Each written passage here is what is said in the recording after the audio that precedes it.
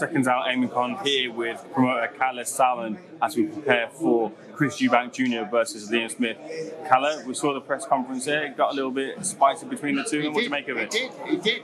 But who didn't expect that between a flamboyant Southerner and a proud Scouser? It's all good, but I thought it was respectful at the same time. They were going back and forth, but it was on a sporting level. It wasn't, insults that can sometimes, lead to tables and chairs flying. It was respectful, but yeah, it's very clear they're not going to have cups of tea with each other before or after this fight.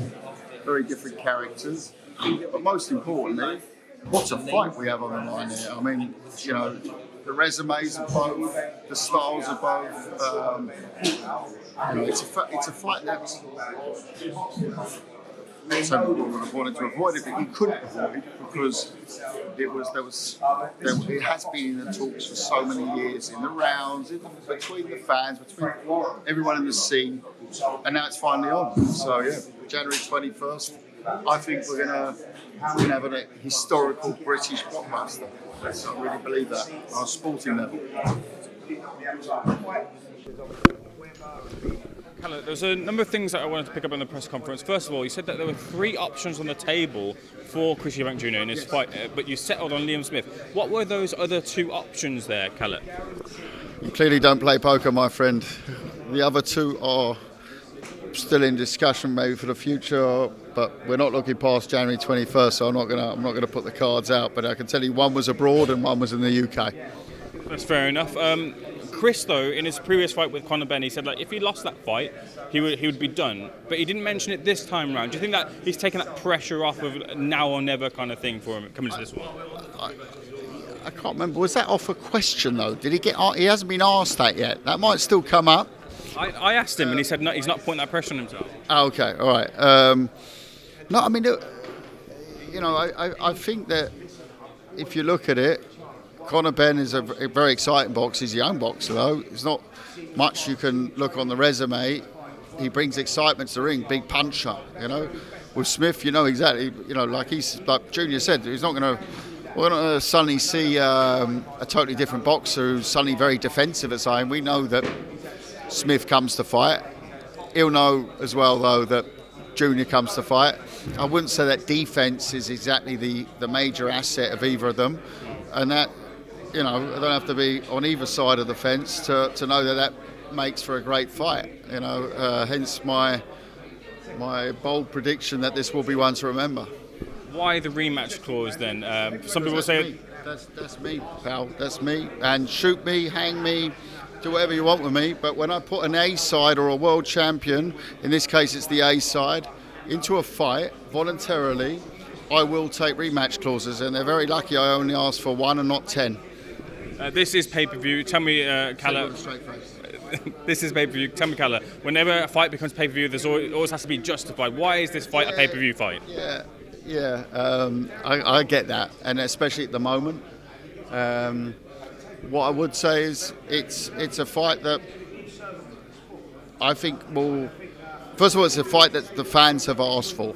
It's one that you can't deny that the fans there hasn't been. Even when we announced CONOR BENN, there were people saying.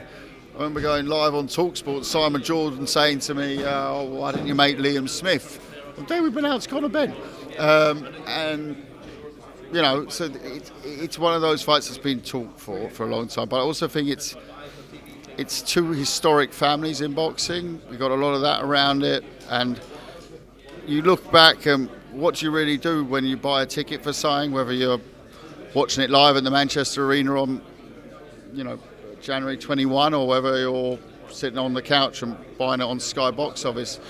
You buy something that you hope you'll go back and revisit in 10 years' time and say, I was there. And I think that given the stature of the families, given the fight, the level of the fight, I don't know. I mean, it's you're buying a piece of history. You never know in life. It might be. It's sport. You don't know. It might be over a clash of heads in 30 seconds. But hey, you can watch a 100-metre race and what hope Usain Bolt wins and he pulls his Achilles in the first 5 metres. That's sport. That's the excitement of it. That's the anticipation of it. But ultimately, when you buy a ticket, a pay-per-view, a sub, whatever it is you're buying around a sporting event, you are buying to be part of that, hopefully, exciting event that becomes historical.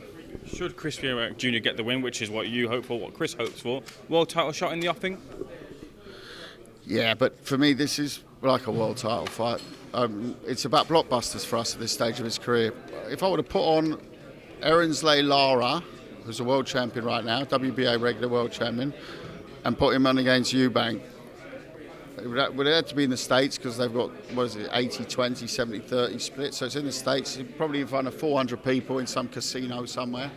And he can show that to his grandkids. Or he can show him fighting Smith in front of 20,000 on national, on the biggest platform in the United Kingdom. So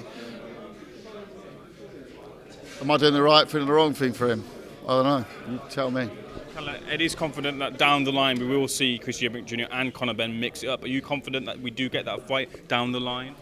Given that matters out of my hands and Eddie's hands are cleared, absolutely.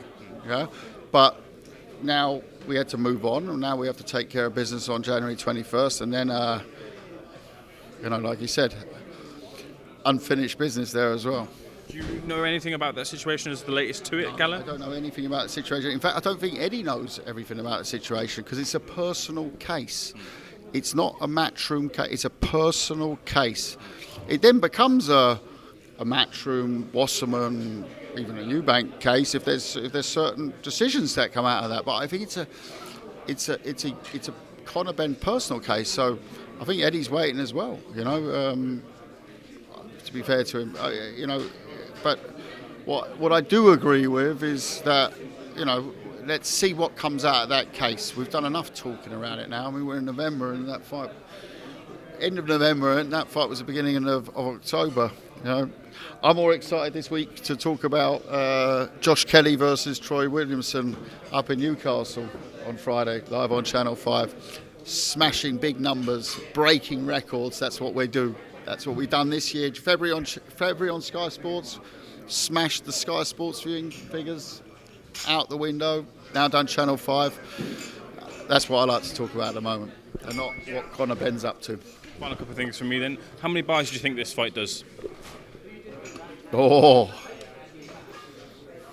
I'd say hope north of 500. And then moving away from this, Hrgovic. He's been ordered to fight Alexander Usyk. There's some thought that maybe that fight might scupper in undisputed. What's the latest with that, Kalle? All I can say is it's been ordered. Would I want it as a neutral to scupper and undisputed? No, but then maybe there's an agreement that can be found. But right now, no. We've all asked for purse bid. See what happens. Your fighter Nathan Gorman was on the losing end of his British title battle with Fabio Wardley. Have you spoke to Nathan? What's his thoughts about moving forward? He's obviously very dejected. I think every neutral, I thought Nathan fought too much. After a very good first round, very good first minute in the second round, showing off his boxing skills, he got carried away, started trading, exactly what you don't do with Fabio Wardley.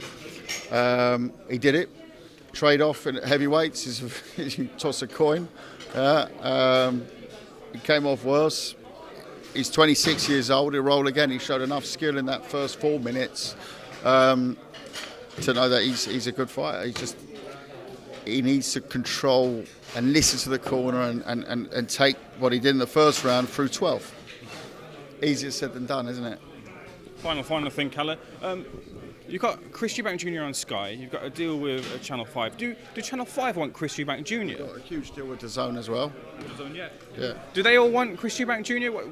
What's the pull from the platforms? He's the undisputed superstar of the middleweights at the moment. Who doesn't want him? We've got to go fight by fight at the moment. We're looking. This is a blockbuster, and then we'll move on from there. That's all I can really say on it. Kalle, pleasure speaking to you. Thanks for being SecondsOut. Thank you, mate.